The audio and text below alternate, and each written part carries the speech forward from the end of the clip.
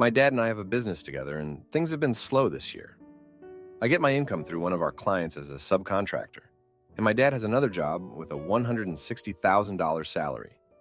Recently, we won a few large projects and are expecting a big commission around $150,000, $180,000, which I get 20% of. My dad has made some really stupid choices in the past, like buying cars he can't really afford. These new projects on the horizon have got him looking at buying a luxury sports car. He has said for the past few months that the next car he gets will be paid with cash, and he isn't going to be dumb again. Yesterday morning, he asked if I could loan him $5,000 to cover the taxes on a car he found. He said he'd pay me back in late summer when we get the commissions. I reluctantly agreed, but spent the entire day figuring out how to tell him I'm not doing it, even though he knows I can technically afford it. I have $41,000 in my savings account, but some of it is for taxes. I know he would pay me back, but there's always a chance these projects could be delayed, which would mean a delay in payment. I'm getting married at the end of the year and saving for a house. $5,000 is a lot of money to me, and the thought of not seeing it for longer than expected doesn't sit well. My dad also agreed to pay for at least $10,000 of our wedding, and to pay off my $30,000 student loans once he had the funds. I'm currently paying them, but he said he would reimburse me for it. I feel like he has agreed to pay for things he doesn't actually care to pay for, and rather prioritize himself first, which makes me sad. I don't ask him to pay any of my bills and am very financially responsible. Last night I went over and told him I couldn't do it. He instantly got annoyed and defensively said it was fine, but that he was handing over my car note, insurance, and phone bill. These are things he insisted on paying because they are business expenses, and he got my car for me before I went to college. I don't mind paying these things, although it will eat a lot into the amount I can save each month. My mom told me they could have paid off my car when the lease was up, but my dad didn't want to, so he got a high-interest loan to continue monthly payments. This brought my car note up an extra $130. I told him it's dumb to buy a car with money you don't have yet, and he said he has the cash but just wanted some help. This doesn't make any sense to me. I went on to tell him how his behavior is wrong, and that he is trying to financially punish me for not funding his toy. I was met with a guilt trip about how he's done a lot for me, and I should want to help him out. Then he said, I'm not needed at the company anymore because there isn't much going on and that I don't deserve 20% commissions for doing nothing. I said I will quit and want my name off the company. My mom has convinced him to hold off on handing over my car and phone bill until I am married. My mom and fiance are disgusted by it all, and I'm pretty distraught. I plan to ask my client to hire me directly, as I've turned down that option in the past because my dad told me it was in my best interest to remain as a 1099 independent contractor and not a W-2 employee. I really believed in our company and what we were doing, so it hurts to leave it behind, especially when a few weeks ago we were talking about how things are picking up, and one day I'll take it and run with it. I wasn't expecting to lose the future I was promised as well as lose my dad all within a day. Overall, I'm heartbroken to feel like my dad has ruined our relationship. We did not get along well growing up, but once we started working together and I didn't live with him, things got better. Last night took me back to how I felt when I lived at home. He would take away my phone or car keys if he got upset at me. I thought my dad had made some progress as a person, but I can't help but feel like he did all this as a way to still have control over me. It really sucks and really hurts to feel that the progress our relationship made over the years was wiped away. Is this worth limiting contact over, or am I overreacting? Now, for a few comments before the update. Comment 1. I suspect your dad has completely destroyed his credit and is deeply in debt. But honestly, this might be a blessing in disguise. Your dad really shouldn't be paying for your car, insurance, or phone. And if he makes terrible financial decisions, you probably don't want to be in business with him. You don't want to be held hostage to his bad financial decisions. Absolutely get out of that business before your dad gets audited. It would be best to have a relationship with your dad that doesn't have anything to do with your day-to-day livelihood. Comment 2. Never loan money, especially to a family member, with the expectation that you'll ever see a penny of it back. Never co-sign for a loan for a family member without the expectation that they'll end up ruining your credit. They wouldn't need you to co-sign if they had good credit in the first place. And if they're late in paying, you won't hear about it from the creditor until it's too late to prevent derogatories that will hang around your neck like a noose for 7 years. Now for the update.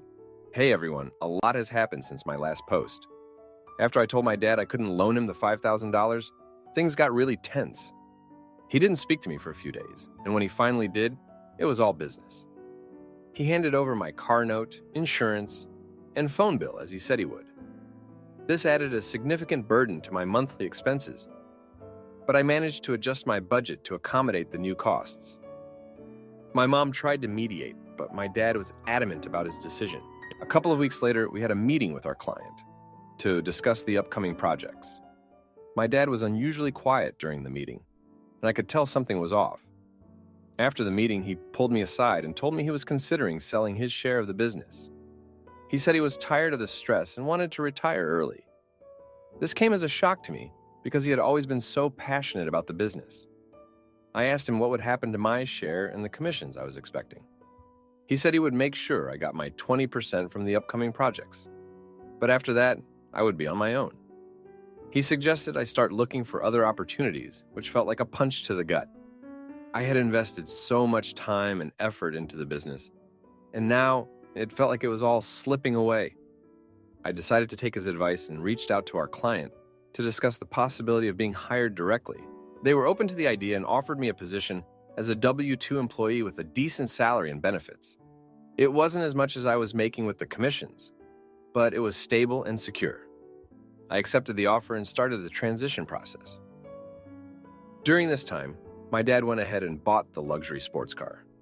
He paid for it with a combination of his savings and a loan, despite his earlier claims that he would pay cash. This only added to my frustration and disappointment. It felt like he was prioritizing his own desires over the well-being of our family and the business. As I settled into my new job, I noticed a change in my dad's behavior. He became more distant and irritable. He started missing meetings and deadlines, which affected our projects and strained our relationship with the client. I tried to talk to him about it, but he brushed me off and said he was handling it. One day, I received a call from the client informing me that they were considering terminating our contract due to my dad's unprofessional behavior. They said they valued my work and wanted to keep me on, but they couldn't continue working with my dad if things didn't improve. I was devastated. This was the risk I had feared all along, that my dad's actions would jeopardize everything we had built. I confronted my dad about the client's concerns, and he exploded. He accused me of trying to take over the business and undermine him. He said I was ungrateful and that I didn't appreciate everything he had done for me. It was a heated argument, and it ended with him telling me to leave and never come back. I packed up my things and left the office, feeling a mix of anger, sadness, and betrayal. I couldn't believe it had come to this. My mom and fiancé were supportive, but they were also worried about the future. I had lost my job, my income, and my relationship with my dad all in one fell swoop. In the following weeks, I focused on my new job and tried to move on. The client officially terminated their contract with my dad, and he was left to deal with the fallout. He tried to salvage the business, but without the major projects and my involvement, it quickly fell apart. He ended up selling his share for a fraction of its value and retired earlier than planned. As for me, I continued to work hard and save for my wedding and future home. My dad's promise to pay for part of the wedding and my student loans never materialized, so I had to adjust my plans accordingly. It was a tough pill to swallow, but I learned to rely on myself and not depend on others for financial support. Looking back, I realized that my dad's behavior was driven by his need for control and validation. He had always been impulsive and self-centered, and it took this situation for me to see it clearly. Growing up, he had always been the authoritative figure, making decisions for me and expecting me to comply without question. Working together had given me a false sense of partnership and equality, but in reality, he still saw me as his subordinate. One incident from my childhood came to mind. When I was 16, I had saved up money from my part-time job to buy a used car. My dad insisted on picking the car for me, saying he knew better. He ended up choosing a car that was way out of my budget and took out a loan in my name without my consent. I was stuck with monthly payments I could barely afford, and it took me years to pay it off. This pattern of control and financial manipulation had been there all along, but I had been too blinded by my desire for his approval to see it. Now, as I prepare for my wedding and look toward the future, I am determined to break free from my dad's influence and build a life on my own terms. It won't be easy, but I have the support of my mom, fiance, and friends that help me through it. Thank you for reading. Aita for confronting my boyfriend's brother's fiance and uncovering her manipulative games. My boyfriend and I have been together almost 1.5 years. This is the best relationship I've ever been in. He's a great person, and we have no issues except for his brother's fiance. When I first met her, I really wanted us to be great friends, but that hasn't been the case. Literally, the first time I met her, she was wearing a romper, came out of the bathroom, specifically went to my boyfriend to zip her up butt to neck. I thought it was odd, but we just met, so I didn't trip on it. Before I met her, he described her as his relationship advisor, and that he told her about me and how excited he was about our relationship. But each time I've seen her, almost weekly in the 1.5 years, she's made me uncomfortable. She'll pull him away to talk one-on-one. She touches him regularly, has little inside jokes, so I just sit there like an idiot. Makes silly voices to him, makes weird double entendre jokes to him. Sometimes she'll be super nice to me, and sometimes she just straight up ignores me. I never know which version I'll get, so I always act super friendly, but it's exhausting. One of the last times I saw her, she was being friendly, but did take the opportunity to say, before you and XX started dating, we talked every day about all kinds of things. We were best friends. Now we don't talk as much anymore. In the beginning, he seemed oblivious to how inappropriate she acts towards him. I've pointed it out several times and gotten to the point where I told him, if he doesn't shut down her weird touching, I'm either walking away or leaving because I'm uncomfortable. Issues with her have literally been our only relationship drama the entire time. We have never fought about anything else. Since making him aware, a lot of times when she starts touching him randomly or trying to pull him away, he'll resist, go somewhere else, whatever the case may be. But we seem to have an argument after each time we see each other. Yesterday, she and the brother received an invite from a mutual friend to see some live music. She was mostly fine, friendly, etc., but she chose the seat beside him, so I had to sit a couple friends away from him and was wiping his face, touching his face where he missed a spot shaving. Weird stuff like that. At one point, I just walked away and chatted with mutual friends. After we left, I expressed to my boyfriend that I feel I can't talk to him about my concerns with her because he gets so frustrated and says she's always been that way. They've known each other for 5 years, she'll be his sister soon, whatever. He's doing his best to keep her in check, but she does seem to come out of nowhere with her touching and her snide comments to me that maybe only another woman could understand the rudeness behind. It turned into a loud fight, the likes of which we've never had. He's super apologetic today. He made a hurtful comment in the heat of the moment. And I'm sure I did too, out of pure frustration with this situation. Though I don't like her, knowing that we'll both, hopefully, be part of the family soon, I know we need to sort out these issues. How do we go about doing this? I've thought about going out for drinks with her and explaining my situation so she can't play dumb to how she makes me uncomfortable. He thinks he should talk to her solo, but that feels like I can't handle my own issues and would create more weirdness between the two of us. I absolutely love and want to marry him and really want this to resolve so our relationship can continue to flourish. To add, my last relationship before this one was awful. Cheated on, verbally and physically abused. I'm incredibly grateful to have the good man I have now. It took me a lot of work to get to where I am emotionally, to be able to trust, control my anger and arguments, etc. Just because of the last one that was so awful and changed my personality. I don't want to see bits of the old me anymore, but I see little bits when we argue about her, and I hate that. Now, for a few comments before the update. Comment 1. She was mostly fine, friendly, etc., but she chose the seat beside him, so I had to sit a couple of friends away from him. Comment 2. Is his brother blind? Why is his brother just standing back and not telling her anything? You need to start calling her out when she does that stuff. If she touches your boyfriend, be like, "Excuse me, that's my boyfriend. If she sits next to him, squeeze between them and say, you wanted to sit next to him. Embarrass the shoot out of her behavior. You may also need to tell your boyfriend that he needs to speak to his brother about her behavior. You shouldn't be dealing with this. You already know she will play dumb. Now, for the update.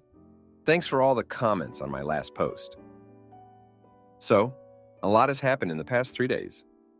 After our big fight, my boyfriend and I decided to take a break from seeing his brother's fiancée. We thought some space might help us cool down and figure out how to handle things better. But things didn't go as planned. The first day, I was at home trying to relax when my boyfriend called me. He said his brother's fiancée had shown up at his work, unannounced, to check on him.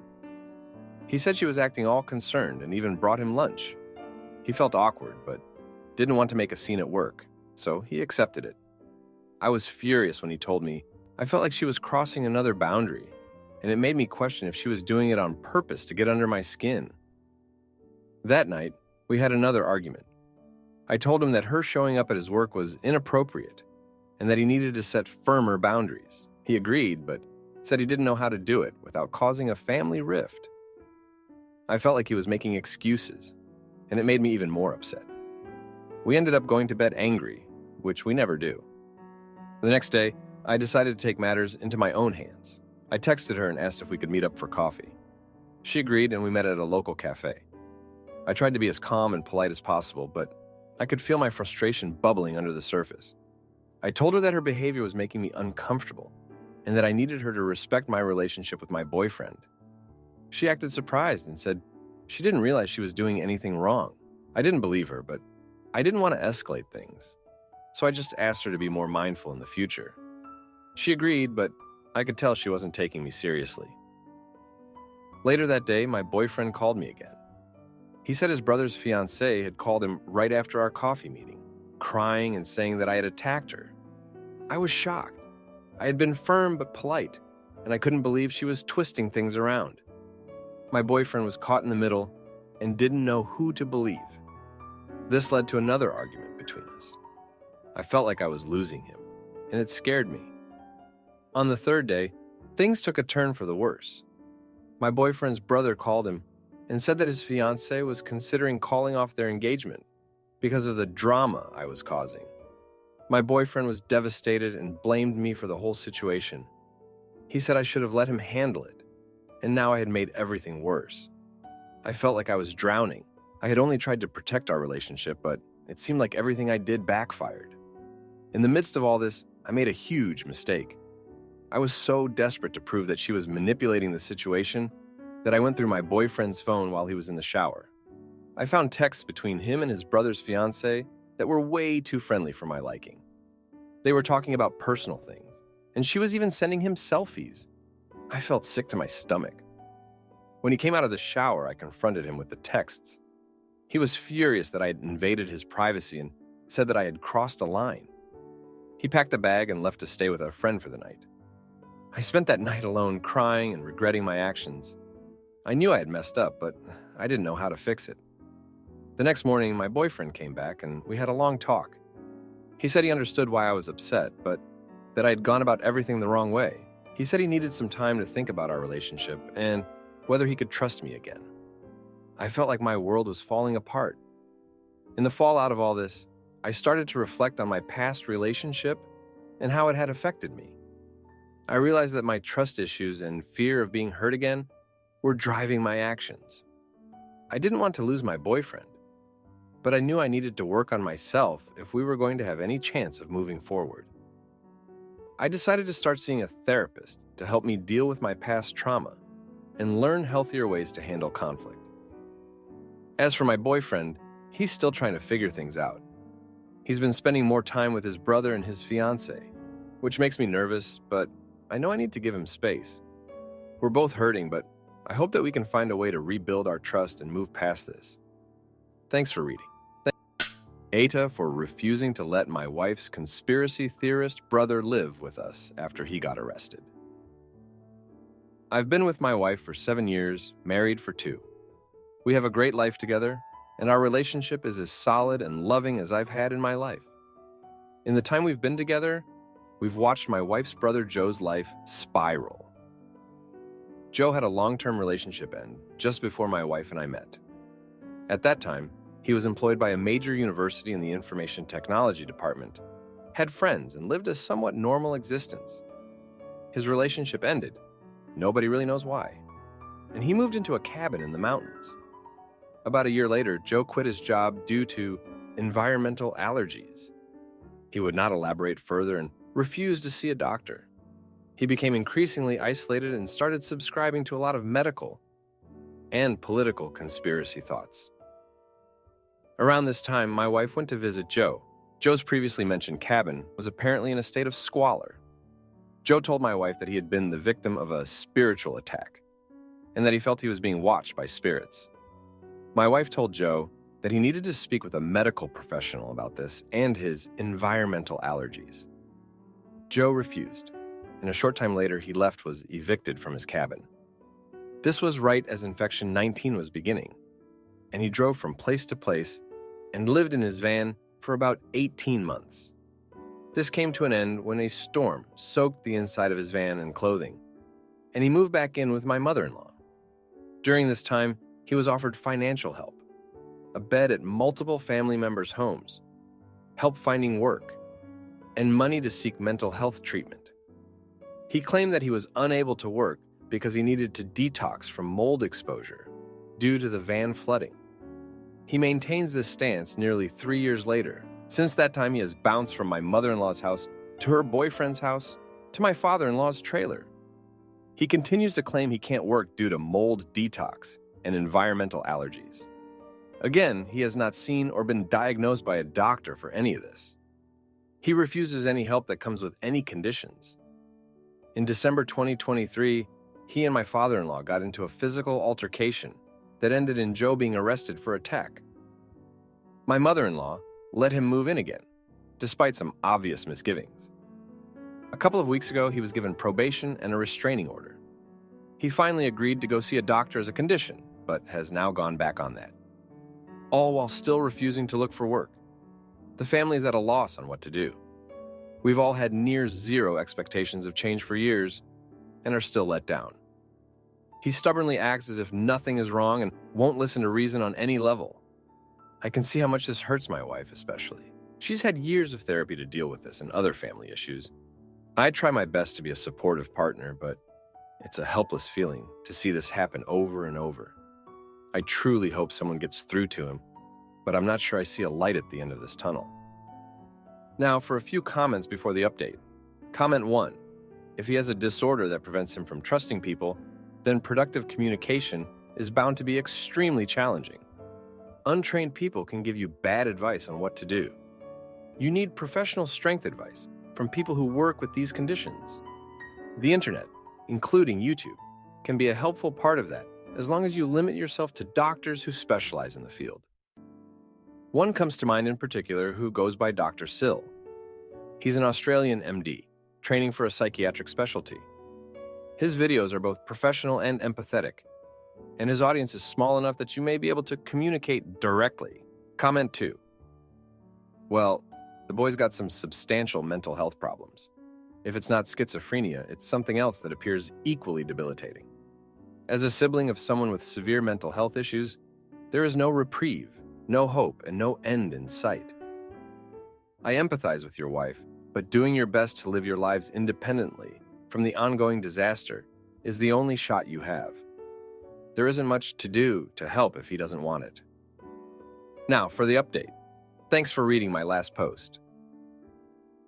So, a lot has happened in the past week, and it's been, well, interesting, to say the least.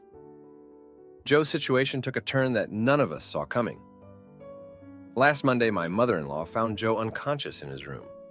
He had apparently taken a mix of over-the-counter medications, and it looked like an accidental overdose. She called 911, and he was rushed to the hospital. This incident forced Joe to get medical attention, whether he wanted it or not. At the hospital, the doctors ran a series of tests and found that Joe was severely malnourished and dehydrated. They also discovered that he had a severe vitamin D deficiency, which could explain some of his erratic behavior. The doctors recommended that he stay in the hospital for a few days for observation and to receive proper nutrition and hydration. Joe was not happy about this, but he was too weak to argue.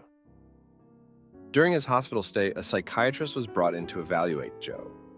This was a condition of his probation, and he had no choice but to comply. The psychiatrist diagnosed Joe with severe depression and paranoia. He was prescribed medication and recommended for outpatient therapy. Joe was furious and refused to take the medication at first, but the doctors and my mother-in-law managed to convince him that it was necessary for his health. Meanwhile, my wife and I were dealing with the emotional fallout of this incident. My wife was devastated to see her brother in such a state, and it brought back a lot of painful memories for her.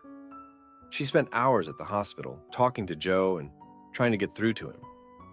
She also had to deal with her mother, who was a wreck and blamed herself for not seeing the signs earlier. I did my best to support my wife, but it was hard to see her so upset. Joe's hospitalization also had a ripple effect on the rest of the family. My father-in-law, who had been estranged from Joe since their altercation, showed up at the hospital. He was visibly shaken and apologized to Joe for their fight. This was a big deal because my father-in-law is not the type to admit he's wrong. Joe didn't say much in response, but I could tell that it meant something to him.